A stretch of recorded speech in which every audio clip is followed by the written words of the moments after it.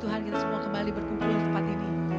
Mari kita mau sama-sama masuk dalam hadirat Tuhan. Kami bersyukur Tuhan buat segala kebaikan Tuhan. Kami bersyukur buat kasih karunia-Mu Tuhan. Dan kemurahan Tuhan yang tidak ada habis-habisnya bagi kami Bapa. Terima kasih Tuhan. Pagi hari ini kami datang, kami mau bersyukur. Kami memuji Engkau, meninggikan nama-Mu Tuhan. Terima kasih Tuhan.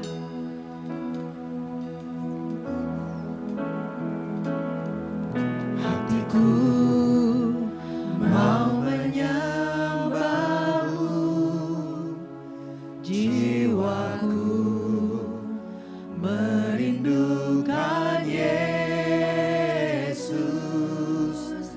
Hanya Kau Tuhan dan Rajaku, ku sembah Kau Allahku. Ku rindu melayani-Mu, ku suka senangkan-Mu Yesus. Hanya Kau kuat dan harapku, ku sembah Kau selamanya.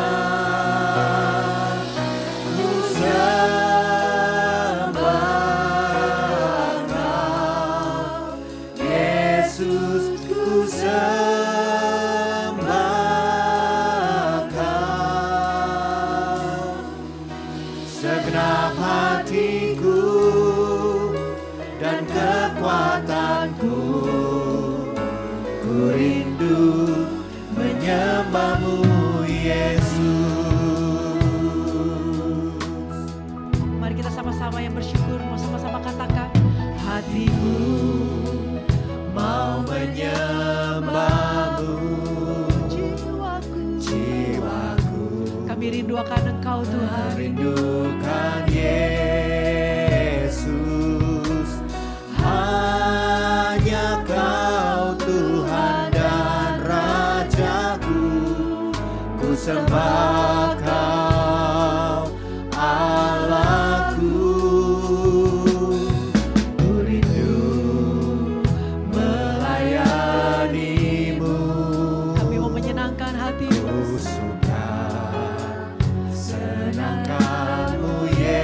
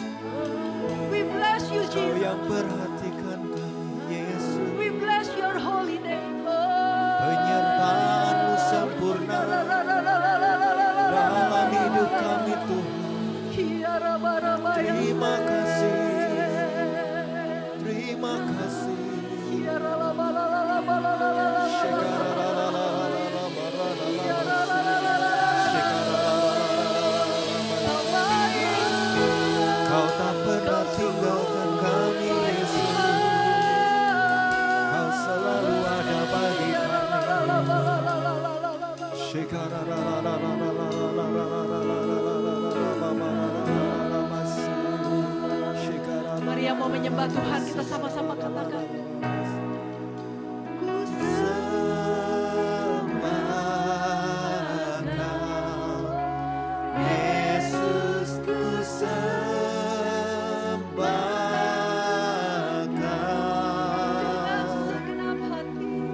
Segenap hatiku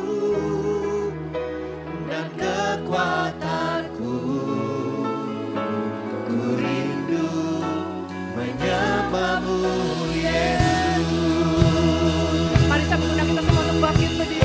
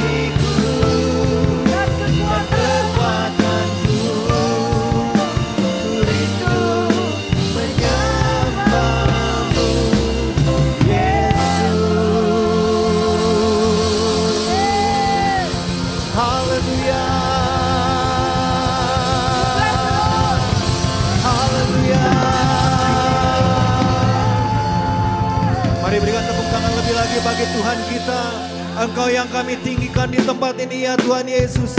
Terima kasih karena Engkau Yesus Allah yang dahsyat dan luar biasa dalam hidup kami. Haleluya. Shalom jemaat Tuhan.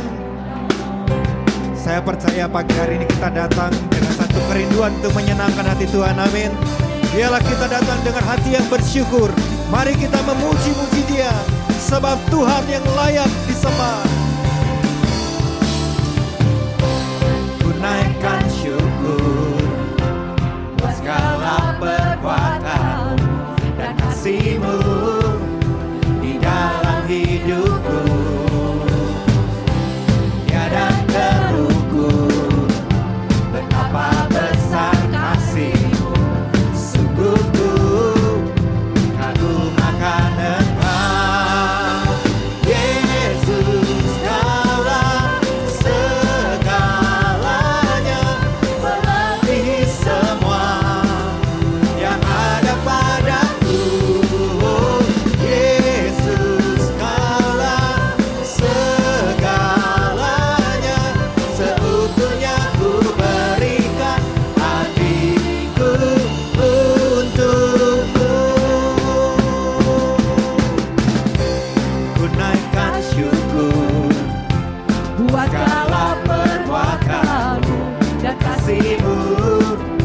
di dalam hidupku.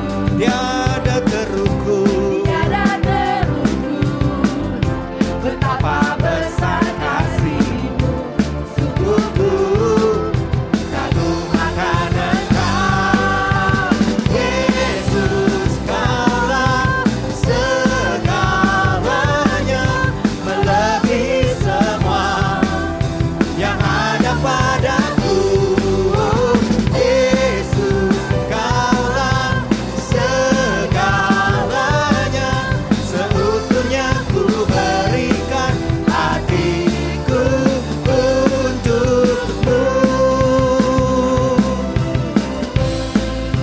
Engkau adalah segalanya bagi kami Tuhan.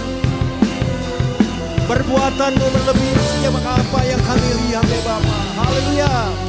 Bersama-sama.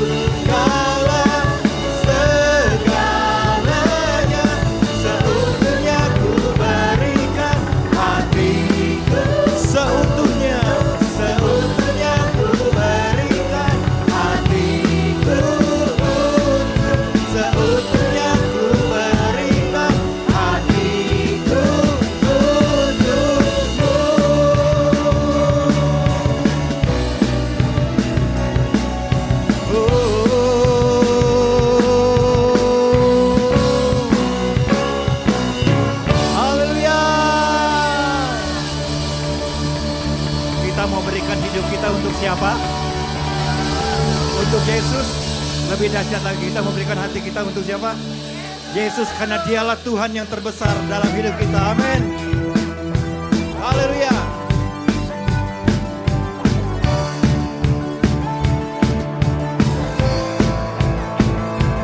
Namamu kudus, kudus dan agung.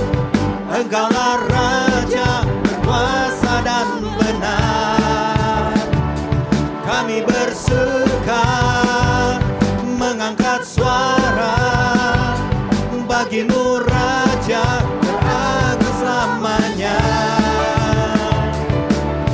Tak terbandingkan oleh megahnya dunia, kebenaranmu membebaskan, ubahkan segalanya. Hanya Kau yang terbesar, Kau terbesar, kekal selamanya. Hanya Kau yang terdahsyat, Kau terdahsyat, Yesus selamanya. Kau terbesar.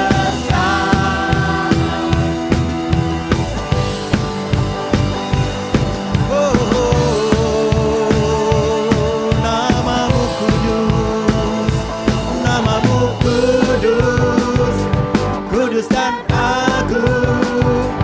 Engkaulah Raja berkuasa dan benar. Kami bersuka mengangkat suara bagimu Raja beragung selamanya. Tak terbandingkan oleh megahnya dunia, kebenaranmu membebaskan, ubahkan segalanya. Hanya Kau yang terbesar, Kau terbesar, kekal selamanya.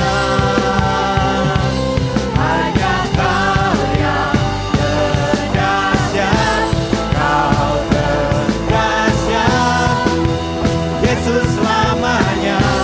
Kau terbesar. Yo, mari bertepuk tangan bersama-sama.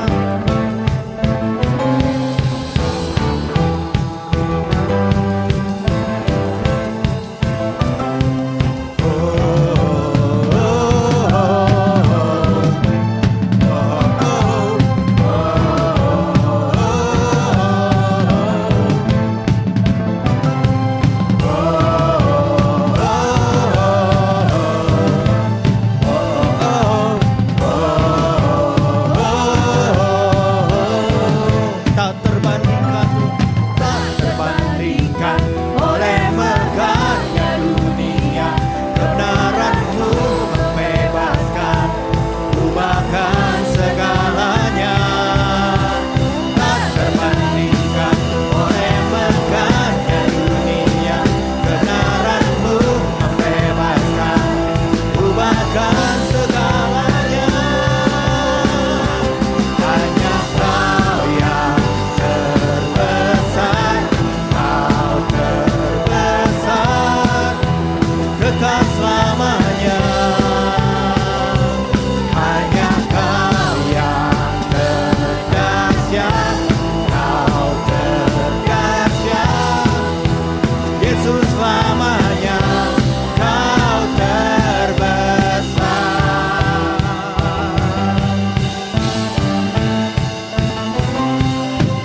Haleluya. Berikan sorak-sorai lebih lagi bagi Allah kita. Sungguh Tuhan kita Tuhan yang maha besar. Amin. Yes. Haleluya. Silakan. Kita punya Allah yang dahsyat, amin. Amin. Kita punya Allah yang ajaib. Haleluya. Thank you, Jesus. Mungkin hari-hari ini kita mengalami banyak tantangan, ada pergumulan. Dan kita tahu kita punya Allah yang luar biasa. Dia yang punya banyak jalan, Dia yang punya banyak cara. Yes. Dia punya banyak jawaban buat kita. Amin. Kami bersyukur Tuhan. Kami punya Allah yang ajaib. Ya, Tuhan. Allah yang memperhatikan kami. Allah yang mengasihi kami. Kau bukakan jalanku yang tak pernah terlihat. Kau lakukan sesuatu yang tak pernah terpikirkan. Ku bersyukur,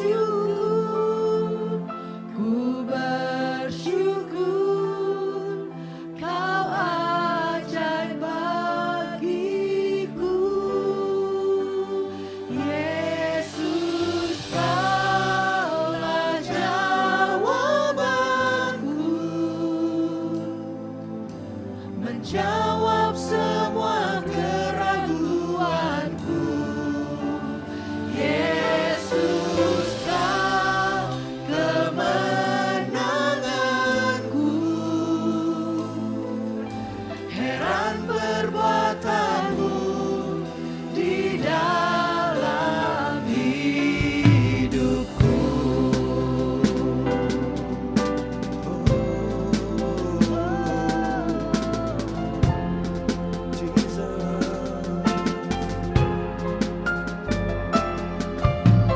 Kau bukakan jalanku yang tak pernah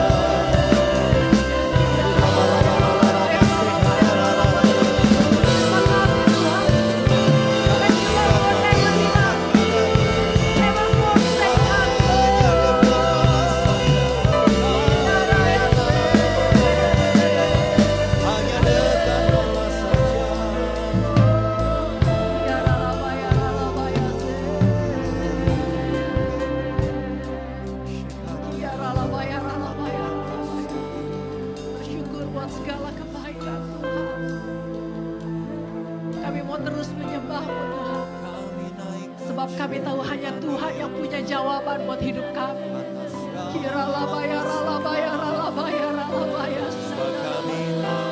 Kami nyatakan pagi ini Tuhan, Yesus, Kau ajaib. Yes, haleluya. Haleluya. You are wonderful.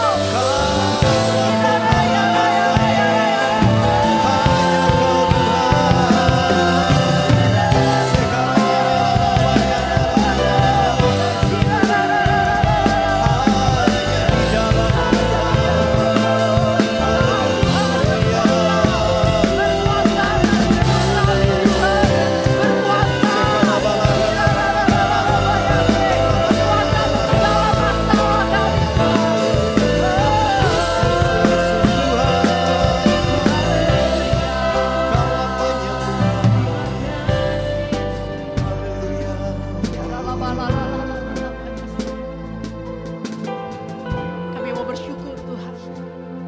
Kami mau bersyukur.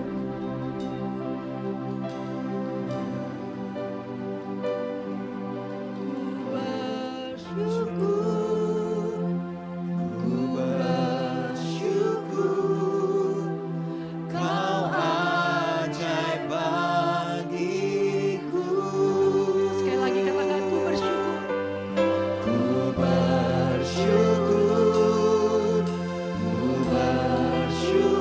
Katakan Kau ajaib bagiku. Yesus, mari saya bangkit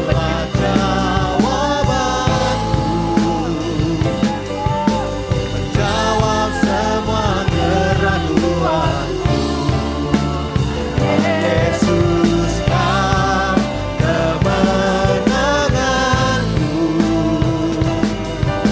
Terang perbuatanmu di dalam Yesus, Kau kemenanganku.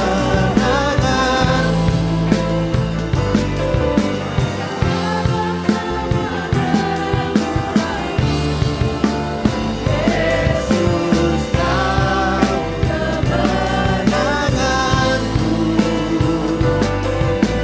Terang perbuatanmu di dalam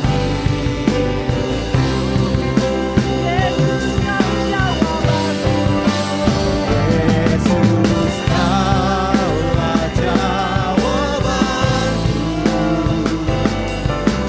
Jawab semua keraguanku.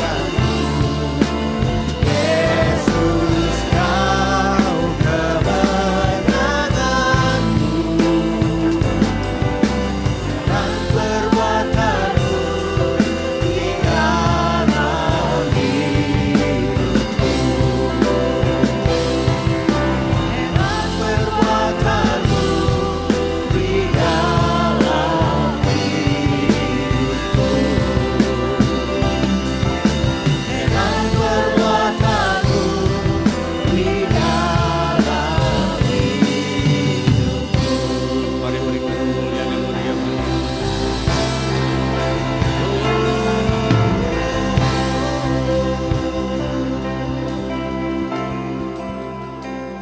Sungguh ajaib dan heran perbuatan-Mu dalam hidup kami Tuhan. Ya. Engkaulah Allah yang dahsyat, Allah yang agung, Allah yang mulia. Engkaulah Allah yang perkasa, Allah yang kami sembah, kami puji di dalam nama Tuhan Yesus Kristus. Kami bersyukur oleh karena anugerah-Mu kami boleh ada. Kami bersyukur kami diberikan kesempatan untuk bersekutu memuji, memuliakan nama-Mu. Biarlah segala pujian penyembahan kami sungguh-sungguh menyukakan hati Tuhan. Dan saat ini kami mau duduk diam merenungkan kebenaran firman-Mu. Berbicaralah kepada setiap kami melalui hamba-Mu. Mari ya Allah Roh Kudus, urapi hamba-Mu, layakkan hamba-Mu untuk menguraikannya. Dan urapi setiap kami yang menerima kebenaran firman-Mu. Engkau memampukan kami memahami, lebih dari itu mampukan kami melakukannya. Di dalam nama Tuhan Yesus kami berdoa dan mengucap syukur. Amin. Silakan duduk kembali. Selamat pagi Bapak Ibu Saudara, Shalom. Ada sukacita?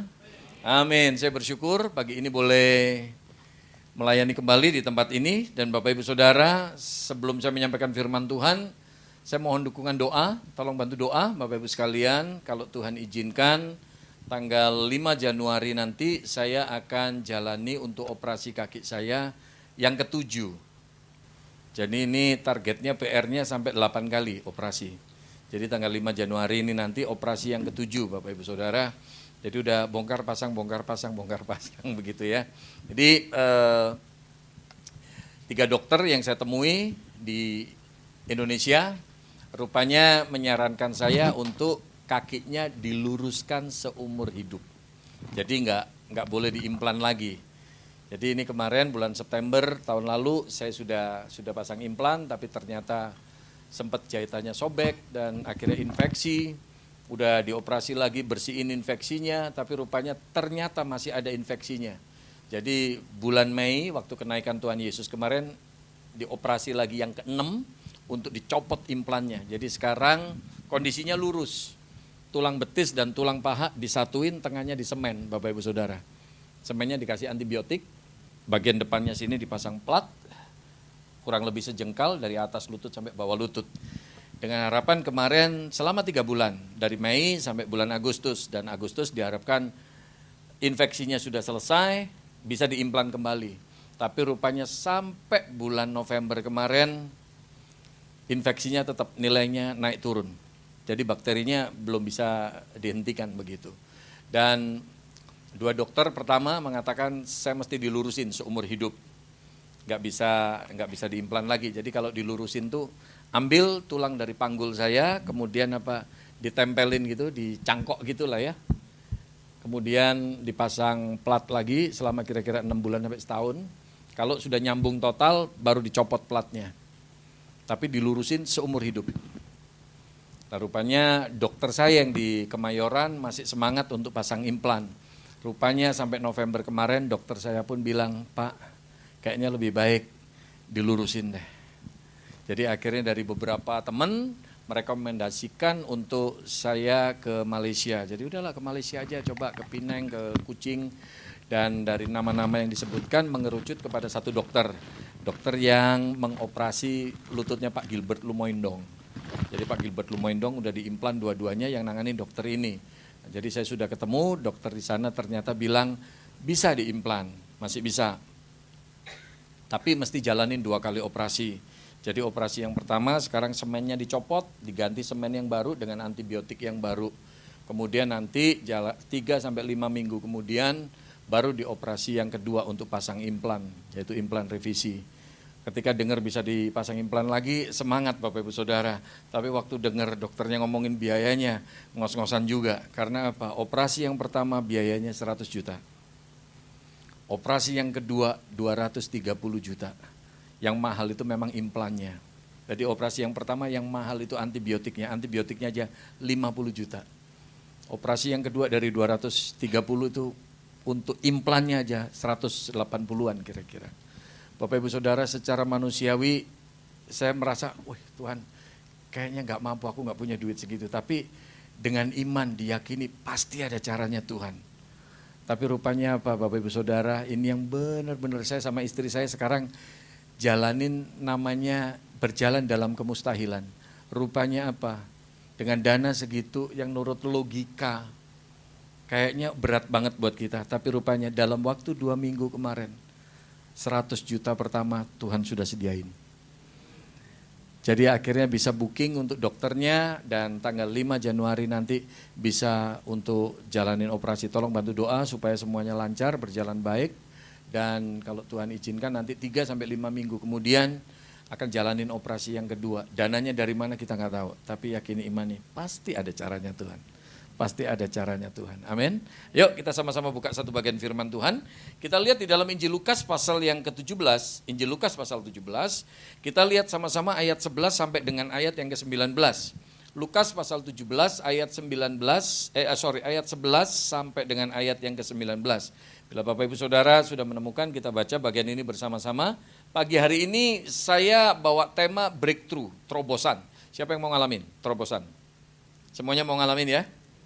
Pak, Bu, saya rindu sekali ini di momen menjelang Natal, saya rindu sekali kita nggak cuma tahu bahwa Yesus hadir untuk memberikan keselamatan, memberikan pengampunan, tapi Natal itu intinya bahwa Yesus hadir dalam kehidupan setiap kita. Yakini imani, Gak cuma dosa kita diampuni, gak cuma dikasih keselamatan, tapi apa yang jadi masalah dalam hidup kita, Tuhan pun mampu untuk menyelesaikannya. Amin. Nah, yuk kita belajar dari bagian ini. Ayat 11 sampai 19, kita baca sama-sama. 1, 2, 3. Dalam perjalanannya ke Yerusalem, Yesus menyusur perbatasan Samaria dan Galilea. Ketika ia memasuki satu desa, datanglah 10 orang kusta menemui dia. Mereka tinggal berdiri agak jauh dan berteriak, "Yesus, Guru, kasihanilah kami." Lalu ia memandang mereka dan berkata, "Pergilah, perlihatkanlah dirimu kepada imam-imam." Dan sementara mereka di tengah jalan, mereka menjadi tahir. Seorang dari mereka ketika melihat bahwa ia telah sembuh, kembali sambil memuliakan Allah dengan suara nyaring. Lalu tersungkur di depan kaki Yesus dan mengucap syukur kepadanya. Orang itu adalah seorang Samaria. Lalu Yesus berkata, "Bukankah ke-10 orang tadi semuanya telah menjadi tahir? Di manakah yang 9 orang itu? Tidak adakah di antara mereka yang kembali untuk memuliakan Allah selain daripada orang asing ini?" Lalu ia berkata kepada orang itu, "Berdirilah dan pergilah, imanmu telah menyelamatkan engkau." Amin. Saya yakin dan percaya perikop ini bukan pertama kalinya kita membaca atau kita mendengar khotbahnya. Tapi Bapak Ibu Saudara, apa yang kita bisa belajar dari kisah 10 orang kusta ini? Bagaimana 10 orang kusta ini sesungguhnya mereka mengalami Natal. Mereka mengalami Yesus hadir yang mengubahkan hidupnya. Nah, ini yang harusnya dimiliki setiap orang percaya, setiap orang Kristen. Jangan cuma tiap tahun kita merayakan Natal, tapi hidup kita nggak pernah berubah. Tengok kanan kiri Anda, kamu udah berubah belum? Tanya sebelah Anda. Siapa tahu sebelah Anda tiap tahun ngerayain Natal tapi hidupnya nggak pernah berubah. Betul? Kayaknya jemaat di sini nggak ada ya Pak Ishak ya? Nggak ada yang ngaku, itu masalahnya kan? Benar. Pak, Bu, mari kita belajar melalui kisah ini. Apa yang kita bisa belajar? Yang pertama, coba kita lihat. Di dalam ayat 11 sampai ayat yang ke-13 itu. Kita lihat. Dalam perjalanannya ke Yerusalem, Yesus menyusur perbatasan Samaria dan Galilea. Ketika ia memasuki satu desa, datanglah 10 orang kusta menemui dia. Mereka tinggal berdiri agak jauh. Dan ayat 13 dikatakan, dan berteriak, "Yesus, Guru, kasihanilah kami." Bapak Ibu Saudara, ini poin yang pertama. Orang-orang kusta ini punya masalah yang tumpang tindih. Orang-orang kusta ini punya masalah yang overlapping. Kenapa saya katakan masalahnya tumpang tindih? Masalah yang pertama yang dihadapi orang kusta ini adalah masalah secara fisik. Dia ngalamin sakit kusta. Ya, saya pun hari ini datang dengan 2 tongkat, dengan lutut yang nggak bisa ditekuk. Saya pun juga punya masalah secara fisik. Bapak Ibu Saudara mungkin bisa jadi kita berkata, "Oh Pak Sam, bukan aku yang sakit, tapi keluargaku, saudaraku, kerabatku." Bisa jadi ada yang ngalamin seperti itu. Orang kusta ini ngalamin masalah yang tumpang tindih. Masalah yang pertama dengan fisiknya. Tapi ada masalah yang kedua. Di dalam bagian itu dikatakan, ketika ia memasuki satu desa, datanglah 10 orang kusta menemui dia. Mereka tinggal berdiri agak jauh. Kenapa dia berdiri agak jauh? Bapak Ibu Saudara, kita mesti tahu latar belakangnya. Orang kusta ini, jadi gini, di zamannya Tuhan Yesus ada 3 macam orang yang disebut sebagai orang berdosa. 1, perempuan pelacur. Yang kedua, pemungut cukai. Makanya orang pemungut cukai itu dicap sebagai orang berdosa. Kenapa? Karena apa? Rata-rata pemungut cukai itu koruptor. Jadi kalau seumpama, barang masuk, bayar pajaknya seumpama, anggaplah kayak nilai rupiah, 10.000 rupiah. Pemungut cukai ini bisa aja ngomong 15.000. 10.000 masuk ke pemerintahan Romawi, 5.000 kemana? Kantong dia sendiri. Di Indonesia ada nggak? Nggak ada. Nggak ada yang ngaku, itu masalahnya.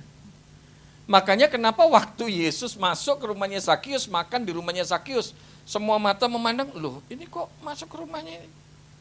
Zakius itu kepala bea cukai di kota Yeriko. Kota yang gede, kota perdagangan. Pemungut cukai dicap sebagai orang berdosa.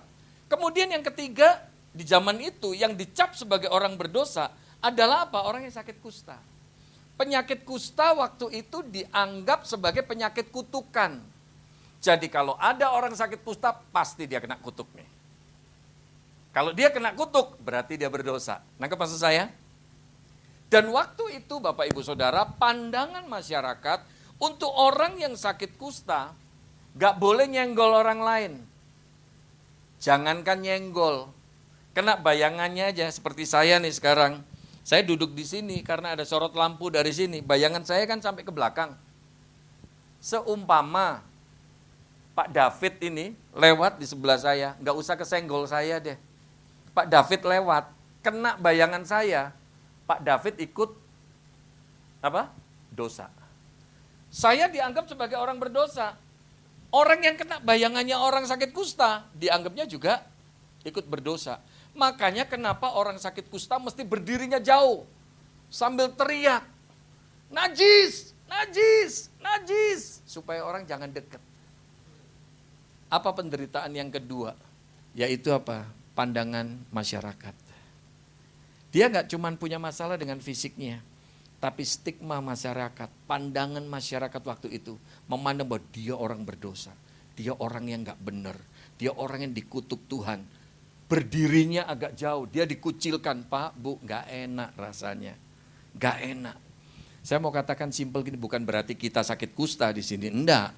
Tapi maksud saya begini, kalau orang kusta ini punya masalah yang tumpang tindih, bisa jadi pagi ini, waktu Anda datang ke tempat ini, ada di antara Anda yang punya masalah tumpang tindih. Mungkin kita punya masalah secara fisik, ada yang sakit. Mungkin kita punya masalah secara ekonomi, secara finansial. Mungkin kita punya masalah di bisnis kita, pekerjaan kita. Mungkin kita punya masalah di rumah tangga kita. Ataupun mungkin kita punya masalah-masalah yang lain. Bisa jadi kita seperti orang kusta ini, punya masalah yang tumpang tindih. Tapi yakini imani, Tuhan gak kekurangan cara tolong kita. Tuhan gak kekurangan cara tolong kita. Bilang sama kanan kiri Anda, Tuhan gak kekurangan cara tolong kamu. Amin. Amin. Tadi pagi saya nyampein dari perikop yang lain, tapi sama. Perempuan yang 12 tahun ngalamin pendarahan, punya masalah yang tumpang tindih. Dia punya masalah dengan fisiknya, ngalamin pendarahan 12 tahun. Dia punya masalah dengan ekonominya, berobat sana sini gak sembuh-sembuh, duitnya habis, hartanya habis. Tapi juga punya masalah yang lain, dia bisa jadi stres. Orang sakit kalau gak sembuh-sembuh, stres juga loh. Bisa jadi di antara kita hari ini, ada yang lagi stres banget. Tengok kanan kiri Anda, lihat mukamu sih kayaknya stres banget.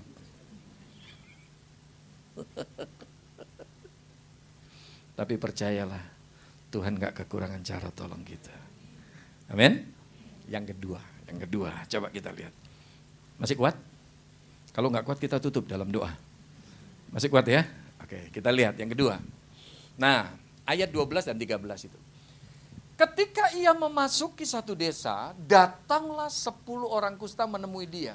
Mereka tinggal berdiri agak jauh dan berteriak, Yesus, kasihanilah kami. Artinya apa Bapak Ibu Saudara? Ini yang kedua. Waktu Anda dan saya kita punya masalah, ayo kita belajar seperti 10 orang kusta ini. Datang pada alamat yang tepat. Datang pada alamat yang tepat. Orang kusta ini waktu Yesus melintas di situ dia teriak, Yesus kasihanilah kami. Saya mau katakan gini loh, kita ini jalanin hidup apapun masalah yang kita alami, Pak, Bu, tolong ingat, jangan sampai kita salah alamat untuk minta tolong. Betul tidak? Yang namanya orang kesasar itu gak enak. Ya saya gak hafal kota Bandung ya, tapi saya yakin dan percaya, kalau di Bandung ini kita kesasar, juga pasti nggak enak. Saya pernah sekali ngalamin kesasar Bapak Ibu Saudara. Judulnya sih, ya saya nginep di seputaran Pasir Kaliki. Judulnya mau ke Cibadak. Saya udah nanya di resepsionis, kalau mau ke Cibadak kemana ya Pak? Oh nanti Bapak dari sini ke kanan aja Pak, lurus aja Pak. Nanti perempatan sekian, nah itu Cibadak itu, tempat makan. Judulnya sih mau makan di Cibadak. Rupanya apa? Saya nggak ngerti itu Cibadaknya sampai mana. Lurus ternyata Pak, nyampe ke Soekarno-Hatta. Saya pikir, lu kok jauh banget, katanya Bapak tadi deket. Rupanya apa? Ketika saya berhenti, saya tanya sama orang, Pak, Cibadak itu di mana? Lu sana Pak, udah kelewat jauh. Ini jalan apa? Soekarno-Hatta. Ya Tuhan. Orang kesasar itu gak enak. Begitu pula dalam hidup waktu Anda dan saya punya masalah. Datang pada alamat yang tepat. 10 orang kusta ini ketika ada Yesus mereka teriak, Yesus kasihanilah kami. Bartimius seorang pengemis yang buta. Ketika Yesus lewat, Bartimius teriak, kasihanilah. Anda lihat Hana, ibunya Samuel. Hana punya masalah juga tumpang tindih. Hana punya masalah dengan kandungannya, dia nggak bisa punya anak. Tapi juga Hana dihina sama namanya Penina. Diolok bisa jadi, perempuan apa kamu nggak bisa ngelahirin anak gak kayak aku. Nah, gitu kan. Hana cuma bisa ngelus dada, cuma bisa berurai air mata. Tapi rupanya apa? Hana datang pada alamat yang tepat. Dia datang kepada Tuhan. Dia berseru kepada Tuhan. Imam Eli aja sampai salah sangka dikirain Hana mabok. Pak, Bu, apapun yang kau gumuli hari ini, apapun penderitaan yang kau alami hari ini, apapun masalah yang kau hadapi hari ini, datang pada alamat yang tepat. Datang pada Yesus yang mampu menyelesaikan setiap masalah. Betul? Makanya saya seringkali katakan, jangan sampai kita salah melangkah. Kalau kita alamatnya salah, penyelesaiannya juga salah, Bapak Ibu Saudara. Ada begitu banyak orang ketika punya masalah di rumah tangganya nggak diselesain, tapi lari dari masalah. Datang pada alamat yang salah. Dia cari selingkuhan, itu alamat yang salah, Bapak Ibu Saudara. Betul tidak? Nanti kalau sampai itu wewe gombelnya masuk angin berkepanjangan, terus bilang, kamu mesti ceraiin istrimu, mesti nikahin aku. Kalau enggak, aku bongkar semuanya. Kalau udah wewe gombelnya ngomong gitu, itu namanya dia sudah masuk neraka sebelum dia meninggal. Bener enggak? Kalau sebelah Anda itu pria, tolong diingetin. Dengar tuh pendeta ngomong. Betul tidak? Datang pada alamat yang tepat, berseru kepada Tuhan. Datang pada alamat yang tepat. Amin? Bilang sama kanan kiri Anda, datang pada alamat yang tepat. Jangan salah alamat. Tapi yang ketiga, Bapak Ibu Saudara, coba kita lihat. Di dalam bagian itu, yang ketiga, di ayat yang ke-14, ini saya suka nih ayat ini nih. Lalu ia memandang mereka dan berkata, pergilah, perlihatkanlah dirimu kepada imam-imam. Ini rasanya aneh Bapak Ibu Saudara, kalimat ini. Kalau Anda tahu latar belakangnya ketika Anda membaca bagian ini rasanya aneh dan sangat kontradiksi. Yesus bukannya tumpang tangan menyembuhkan 10 orang kusta ini, tapi Yesus cuma berkata, pergi tunjukin dirimu sama imam-imam. Pergi tunjukin dirimu sama imam. Rasanya aneh Bapak Ibu Saudara. Aturannya waktu itu, kalau ada orang sakit kusta, harusnya dia sembuh dulu, setelah sembuh baru ngadep sama imam. Nanti imam yang ngecek. Oh iya kamu sudah sembuh, tinggal dia bawa korban persembahan, menurut kemampuannya. Baru nanti diumumin sama imam, yang ini udah sembuh ya, udah gak sakit kusta lagi, boleh kumpul sama yang lain. Tapi sembuh dulu baru ketemu imam. Nah rupanya yang Yesus katakan gak seperti itu. Yesus katakan tunjukin dirimu kepada imam-imam. Orang kusta ini bisa aja berkata, loh yang bener aja Tuhan, sembuhin dulu dong. Baru aku ke sana. Kalau aku belum sembuh, ngapain aku ke sana? Kan begitu logisnya. Setuju? Halo? Betul kan? Harusnya sembuh dulu baru ke sana. Kalau enggak, ngapain aku ke sana? Tapi ternyata apa? Dikatakan, dan sementara mereka di tengah jalan, mereka menjadi tahir. Saya suka kata sementara ini. Dan sementara mereka di tengah jalan. Artinya apa Bapak Ibu Saudara, ini yang ketiga. Kalau Anda dan saya mau ngalamin mukjizatnya Tuhan, mau ngalamin kuasanya Tuhan, maka yang ketiga dibutuhkan ketaatan. Dibutuhkan ketaatan. Percaya atau enggak percaya, kita sadari atau enggak kita sadari Bapak Ibu Saudara, kadang-kadang firman Tuhan yang kita dengar, firman Tuhan yang kita baca, kadang-kadang enggak sesuai sama keadaan kita. Kadang-kadang firman yang kita terima enggak sesuai sama apa yang kita lihat. Tapi kalau Anda mau ngalamin mukjizat, kalau Anda dan saya mau ngalamin pertolongan Tuhan, mau ngalamin kuasanya Tuhan, enggak ada rumus lain. dibutuhkan ketaatan. 10 orang kusta ini memang sepertinya nggak masuk akal waktu Yesus bilang, tunjukkan dirimu kepada imam-imam. Harusnya urutannya sembuh dulu baru nunjukin diri kepada imam. Tapi Yesus nggak berkata seperti itu, pergi dulu. Dan Alkitab mencatat, sementara mereka di tengah jalan, sementara mereka mentaati firman Tuhan, mukjizat terjadi, kesembuhan terjadi, pemulihan terjadi. Amin. Bapak Ibu Saudara, ini yang perlu kita lakukan. Apapun masalah yang kita hadapi hari ini, Bapak Ibu Saudara, ketika Anda taat, percayalah, mukjizat demi mukjizat akan Tuhan nyatakan. Makanya seringkali dimanapun saya khotbah, kalau seumpama ada momennya saya KKR atau apa, orang diundang maju ke depan, ada altar call, saya seringkali katakan, saya nggak pernah bangga kalau saya doain jemaat, tumpang tangan ke jemaat, jemaat rebah. Saya seringkali katakan, saya nggak pernah bangga kalau doain jemaat, jemaat rebah. Yang paling penting bukan rebahnya, yang paling penting berubahnya. Rebah kalau nggak berubah buat apa? Bener nggak? Ditumpang tangan rebah. Kadang-kadang kalau seumpama datang ibadah KKR, ngelihat pendetanya ganteng, belum ditumpang tangan udah rebah. Ngelihat pendetanya rebah.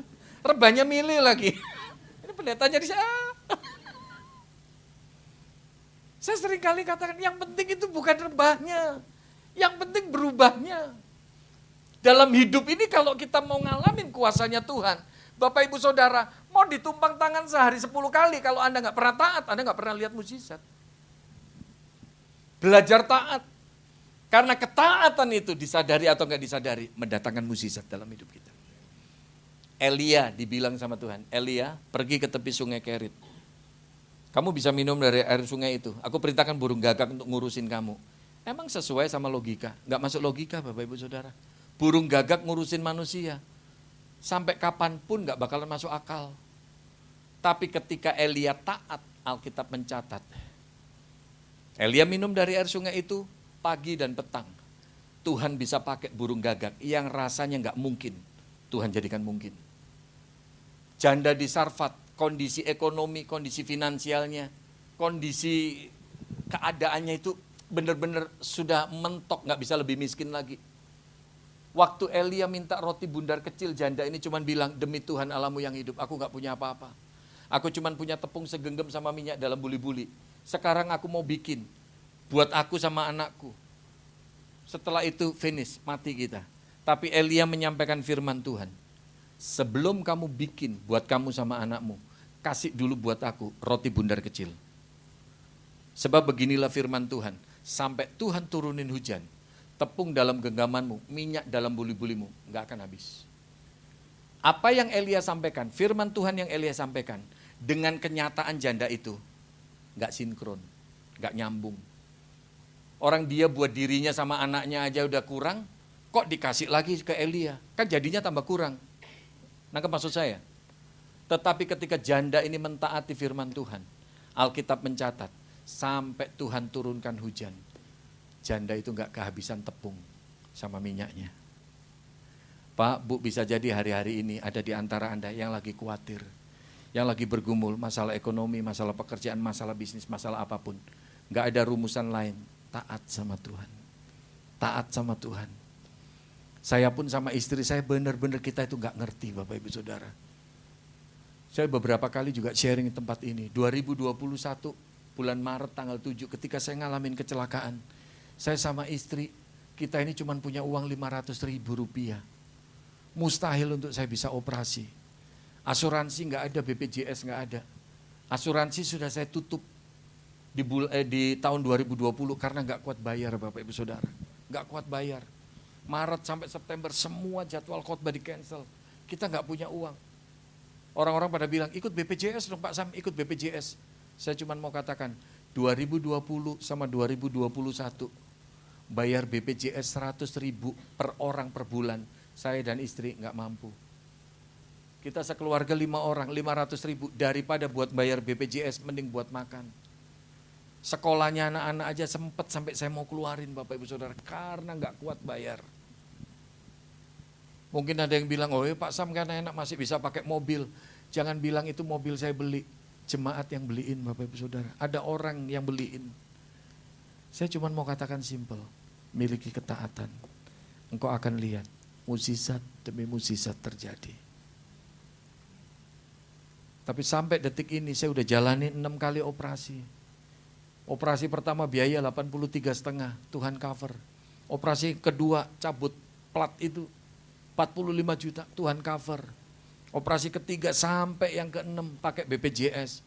Waktu implan mesti upgrade 40 juta, Tuhan cover. Nah yang ini saya juga heran Bapak Ibu Saudara. Kemarin dokter bilang begitu, logika saya bilang Tuhan 320 ketambahan obat jalan, hotel sama pesawat kira-kira 350. Duitnya dari mana Tuhan? Saya sambil dengerin dokternya ngomong sambil mikir, duitnya dari mana ya Tuhan? Secara logika saya nggak punya kemampuan itu. Tapi saya bilang sama istri saya, dengan iman ada caranya Tuhan. Aku nggak ngerti gimana. Dalam 2 minggu ini Tuhan sediain 100 juta itu Bapak Ibu Saudara. Miliki ketaatan sama Tuhan. Percayalah Tuhan gak kekurangan cara untuk tolong kita. Amin. Yang keempat, yang terakhir, haleluya. Kalau bicara terakhir ini mujizat terjadi. Minta pemain musik kembali ke tahtanya.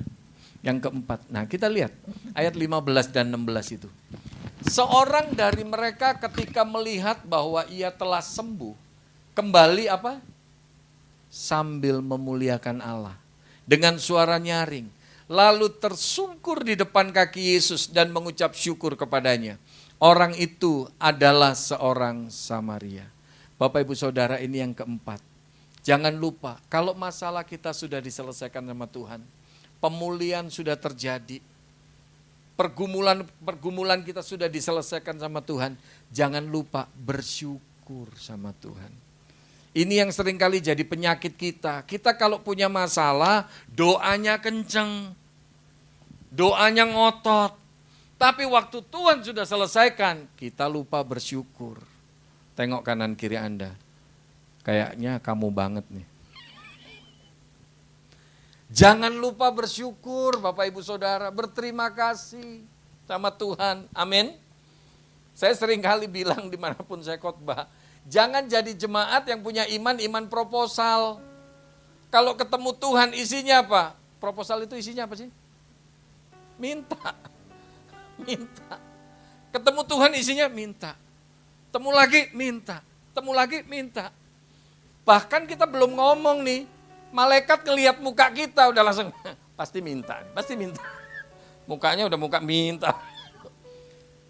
Tapi waktu sudah diselesaikan masalah kita lupa bersyukur sama Tuhan. Jangan lupa bersyukur, berterima kasih. Amin. Saya sekarang dengan kondisi yang seperti ini nih, saya jadi lebih banyak menikmati gitu loh Bapak Ibu Saudara. Lebih banyak bersyukur. Kadang-kadang kita yang dikasih lutut yang sehat, yang naik turun tangga gak usah mikir, jogging, sepedahan gak usah mikir. Kita kadang-kadang disuruh kemana-mana gitu, mager. Ntar dikasih mager bener.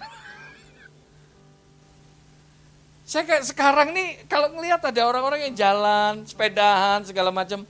Saya suka bilang sama istri saya, ya Tuhan ternyata ya bisa jalan kaki aja itu sudah anugerah loh. Bisa jalan kaki itu sudah anugerah. Kita kadang gak mensyukuri kita bisa jalan kaki. Padahal ada banyak orang yang mendambakan bisa jalan kaki normal. Belajar bersyukur. Amin. Makanya sekarang kalau saya ngelihat, ya kadang-kadang kalau cuma di pinggir jalan ada orang yang suka jongkok di pinggir jalan. Saya suka bilang sama istri saya, dia pasti gak ngerti. Bisa jongkok itu mahal. Itu mahal. Bisa jongkok itu mahal. Karena apa? Dokter saya bilang Bapak Ibu Saudara, kalau operasi implan yang produknya China atau India, itu cuma bisa nekuk 90 derajat, letter L begini. Maksimal itu udah. Kalau yang produk Eropa, itu bisa lebih dalam, 120 derajat. Tapi jongkok, nggak mungkin. Tuhan kasih kita bisa jongkok, ngelipet. Itu mahal. belajar bersyukur. Dalam hidup ini jangan banyak ngeluh, belajar bersyukur. Makanya saya kalau pagi habis mandi atau sore habis mandi gitu, sambil kasihin Vaselin supaya lukanya ini nggak kering.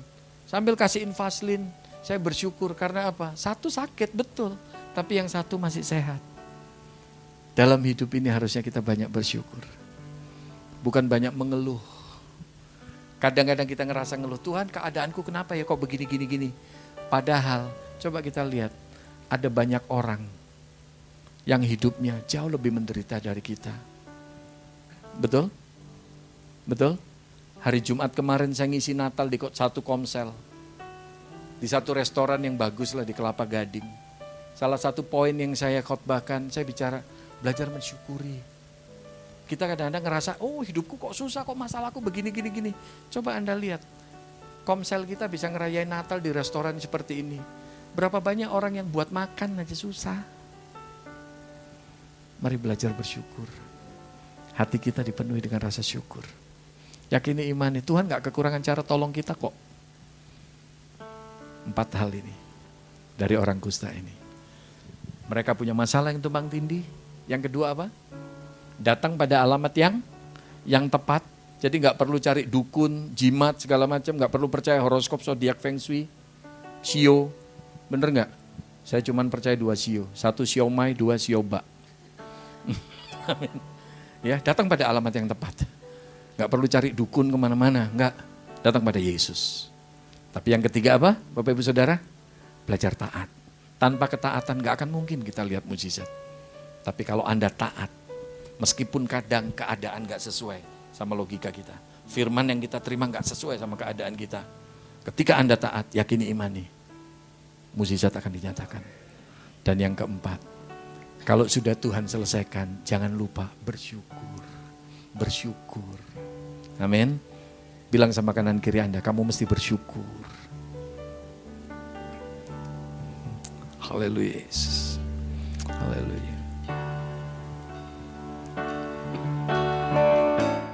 Kau lebih tahu yang terbaik bagiku.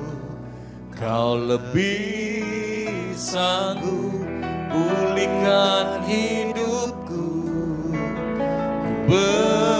Berserah, ku percaya, hanya Yesus penolong yang setia. Mari saya undang untuk bangkit berdiri. Katakan melalui lagu ini. Saat ku berjalan, kasih-Mu menerangi langkahku. Tak ku bimbang, karena ku tahu Kau bersamaku. Kau lebih tahu, yakini iman, Dia Allah yang lebih tahu bagaimana menolong kita. Dia Allah yang sanggup memulihkan hidup kita. Amin. Ku berserah, ku percaya, hanya Yesus penolong yang setia. Kau lebih tahu Tuhan. Amin. Kau lebih tahu yang terbaik bagiku. Kau lebih sanggup pulihkan hidupku. Ku berserah, ku percaya, hanya Yesus penolong yang setia. Mari sekali lagi angkat hatimu, katakan pada Tuhan, Kau lebih tahu. Amin, amin. Yes. Biarlah ini menjadi pengakuan iman kita kepada Tuhan. Amin. Sanggup pulihkan hidupku. Ku berserah,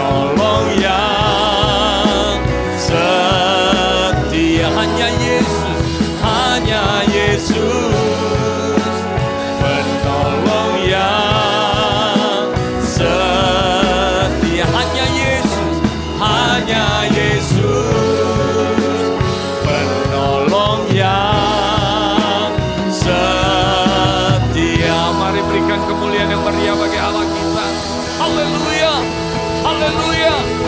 Haleluya. Kira bara bara bara bara. Kira bara bara bara bara bara.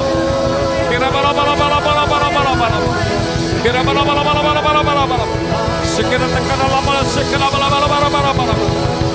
Kira bara bara bara bara bara bara. Sekira bara bara. Haleluya. Kami tahu Tuhan, Engkau Allah yang sanggup untuk memulihkan hidup kami. Bahkan Engkau tahu yang terbaik bagaimana menolong kami. Oleh sebab itu biarlah mata kami tertuju kepada Tuhan. Kami terus memandang kepada Tuhan, kami terus berharap kepada Tuhan. Dan biarlah kami terus datang pada alamat yang tepat. Karena kami tahu Engkaulah sumber penyelesaian segala masalah kami. Hamba berdoa Tuhan untuk setiap umat-Mu di tempat ini. Apapun yang menjadi beban pergumulan umat-Mu, mari Engkau tolong mereka, Engkau topang mereka, Engkau kuatkan, teguhkan iman mereka. Sehingga pada akhirnya setiap jemaat-Mu di tempat ini, kami boleh menyaksikan kemenangan demi kemenangan. Mukjizat demi mukjizat terjadi dalam kehidupan setiap kami. Pemulihan demi pemulihan terjadi dalam kehidupan setiap kami. Terobosan demi terobosan terjadi dalam hidup kami. Dan biarlah Tuhan kami boleh berkata bahwa kami punya Allah yang dahsyat, kami punya Allah yang hebat. Terima kasih Tuhan kalau Engkau menolong hamba-Mu dalam menguraikan firman-Mu. Suara hamba-Mu terbatas. Kata-kata hamba-Mu bahkan cara hamba-Mu menyampaikan begitu terbatas. Tapi biarlah kebenaran firman-Mu ini tertanam, termeterai dalam hati pikiran setiap umat-Mu. Dan biarlah kebenaran firman-Mu boleh kami lakukan dalam hidup kami sehari-hari. Dalam nama Tuhan Yesus kami berdoa. Haleluya. Mari yang percaya dan diberkati bersama katakan amin. Silakan duduk, Tuhan berkati. Dan mari jemaat yang dikasih Tuhan Yesus, sebentar kita akhiri, kita akan tinggalkan tempat ini. Saya undang kita angkat kedua belah tangan kita, arahkan hati kita, fokuskan dan terus terhubung dengan Yesus senantiasa. Pergilah, pulanglah dan jadilah saksi-saksi Kristus. Mari jemaat yang dikasih Tuhan, terimalah berkat damai dan sejahtera daripada Allah Bapa, kasih karunia daripada Tuhan Yesus Kristus, dan persekutuan Roh Kudus yang ada dan manis menyertai setiap kita semua, mulai daripada pagi, siang hari ini sampai hari Maranatha Tuhan Yesus menjemput setiap kita di awan-awan yang permai. Setiap kita yang percaya menerima kita sama-sama katakan amin. Yesus kati.